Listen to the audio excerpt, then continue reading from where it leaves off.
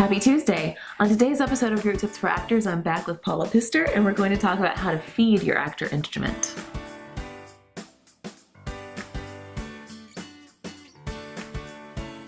Hey there, it's Asia Ray Coleman, and I am here with Paula Pister, yoga, health, and lifestyle coach. Last week, we talked about why actors need good sleep and when we need to sleep. And today, we're going to continue that conversation by talking about nourishment, which I'm really excited about. Yeah. But you're going to talk about something a little different than what I feel like we usually talk about with nourishment, which is what exactly to eat, right? Can you explain that to us? Yeah. Just as important as when we eat. And I think as a culture, we're just so used to, like with fast foods and sort of energy bars and these things that are kind of like on-the-go foods, right? We're feeding ourselves and we're unconsciously sort of putting food in our mouths. And what's happening is we're ending up with food in every part of the digestive tract, right? In the mouth, in the small intestine, the large intestine, the colon. Yeah. So the body never has a chance to actually be empty, which is so important. Because really in Ayurveda, which is sort of the foundation of, you know, what we're talking about for this, there's this fire in the belly called Agni, and Agni's job is to digest, is to turn food into healthy body tissue, right? Is to help to regenerate. So, and it's active at different times of the day with different intensity, right? So Agni, this fire, this is when bile comes in, right? This is when it shows up to digest food. It's starting in the morning and it gets a little stronger. And by midday, right? So if we're aligning it with the natural rhythms of nature, the sun is at its highest in the sky. Right. So that's when our fire, our internal fire is at its highest. And so this is when we want to have our biggest meal. Interesting. Right? And then we want to leave time between meals. This is a loaded topic. Yeah. Like you have so the 6 small meals a day. Right. Like constantly. I hear that all the time. Right. But it makes sense, right? Mm-hmm. Like give your body a chance to digest. Yeah. Yeah. Because when it's done digesting, you're saying we need to do 3 instead of 6 or 8. 3, and for some, like for more of a kapha type, for someone that's maybe a little heavier weight, denser, slower moving, it's just a body type. And that's a whole other thing to talk about, so we won't even go there. But some people really only need 2 good meals a day, right? So in the morning, it's about having putting fuel in the body, like giving ourselves, like I love to start with a green smoothie in the morning, like super green, the greener the better, right? So it's getting that good hit of chlorophyll, and then giving yourself a little time, like 20 minutes to digest. And then if you're still hungry, like it gives us a chance to even think, am I even hungry? Right. Do I actually need to eat Half the time we're eating out of habit or because somebody else is eating. Right. Or there's food or it's just there. Yeah. Right? That's a whole other topic. Or we didn't have a great audition. Yeah. Right. And it's going to soothe you for like 2 minutes and then you're going to feel like crap and then it's going to downward spiral. Right.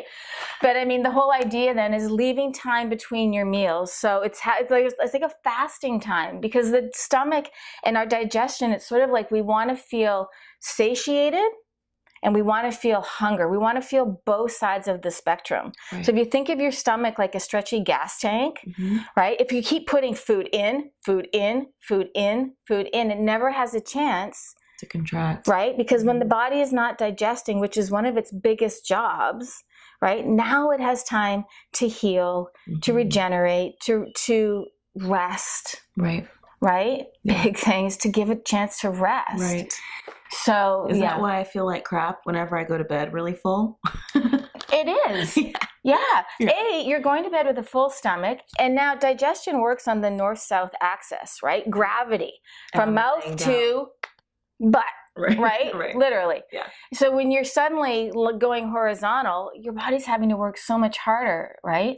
So when you think about having a restless night's sleep. So when we talked about sleep last week, another really good hint, and you have to set the day you want to have, set it up the night before. So true. Right? So if you're eating a full dinner and you're not getting a good night's sleep or you're going to bed too late, you're borrowing energy from the next day. Right. So I love that idea. Yeah. That's so true. So you want to give yourself at least 3 hours to allow the food to digest. Okay. And so also having a lighter dinner because you've had a big, satiating, wonderful, fulfilling lunch. You won't even want to have a big dinner, right? So when you look back, in time, supper is supplemental. It's a little something to get you through so that the body has at least 13 hours of fasting to make it through. Yeah.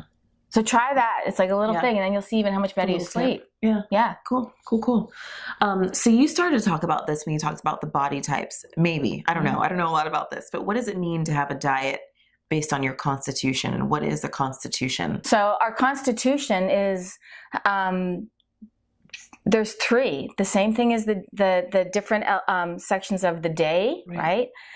Same thing with the seasons. So for us, the Vata type is someone that's a little lighter boned, maybe, has a faster metabolism, that isn't as grounded. Right. That has, and so you can actually be 2. You can be a Vata body and a Pitta mind. Now Pitta is fire. Right? That's sharp. Like I said, Vata is the wind, is the air. It's that sort of scattered energy. You know these people that always feel like they're floating and everything's a big deal all the time, right? Yeah. And the mind, like we're usually a combination of 2. So Pitta is more of that focus, driven, right? Someone that's super just can almost like burn themselves out. That's that Pitta energy. Literally burn yourself out. I don't know anything about that. Right? And then Kapha is someone that's a little more, again, it's that water element. So the skin is even more oily, whereas for Pitta, there's a dryness, right? Kapha is heavier, is slower moving type, right? So there's a lot. I mean, really, the best thing to do is to go and take these little quizzes, take 3 of them, and then look for the common, like the through line. I love that. Okay. Yeah, because literally it's like having the driver's manual to your own body. It's like, oh my God, now I know why I have a hard time getting up in the morning. Right. Yeah. And it's inherited. Right. But we can balance it. So if you're a Kapha type that has that, a hard time getting out of bed or whatever, you need a little more kick. Right. So you need to do the opposite. Right. If that makes sense. It does. Okay. Yeah, that's great. So what does it mean to have a diet based on that? Is that what you mean, to give us more balance? Yeah. Like to eat foods that give us a kick? Yeah. We're more slow moving? Yep. Okay. So a Kapha type is going to be a little bit more spicier foods, foods with a little more heat, with a little more kick, are going to be better for a Kapha type than someone who's Vata, who needs more grounding, who needs more, say, like root vegetables, who needs maybe even, just maybe meat is something even that is more for a constitution of Vata, that's just a little bit more rooting, more grounding. Right. Yeah. Right. So that makes a little, right? Yeah. So when you kind of start to understand your own body type, again, now you can start doing the research and looking into like, what does the Kapha type, what do I need to eat? Like a Vata wants to stay away from alcohol and caffeine, because what does that do? It creates more Vata. Right. More of that like anxious and anxiety and that sort of energy that's not of this earth. Right. Yeah. That makes sense.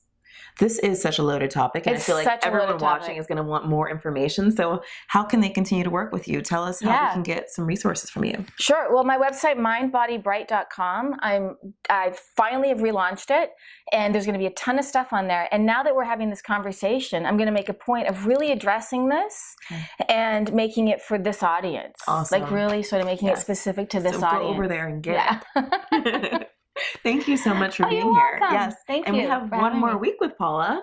Next week, we're going to talk about how to start your day off right. Yeah, it's one of my favorites. Conversation. Yes. Yeah, that's a habit that has completely changed my life. Awesome. Completely. Me too. Yeah. It's really crucial. So make sure to subscribe to our YouTube channel so that you don't miss it. And we will see you next week on Guru Tips for Actors.